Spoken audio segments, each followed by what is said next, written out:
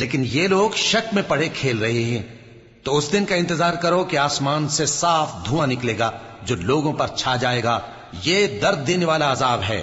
اس وقت وہ کہیں گے کہ اے پروردگار، ہم سے اس عذاب کو دور کر، ہم ایمان لاتے ہیں۔ اس وقت ان کو نصیحت کہاں مفید ہوگی، جبکہ ان کے پاس پیغمبر آ چکے جو ہمارے احکام کھول کر بیان کر دیتے تھے۔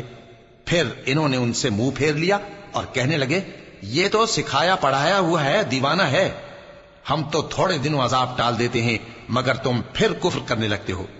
جس دن ہم بڑی سخت گرفت کریں گے تو بے شک انتقام لے کر چھوڑیں گے۔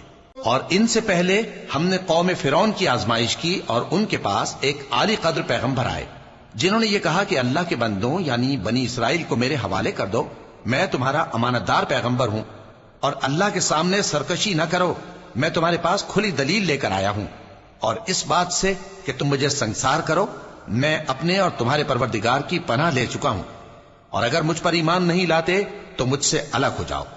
تب موسیٰ نے اپنے پروردگار سے دعا کی کہ یہ نافرمان لوگ ہیں۔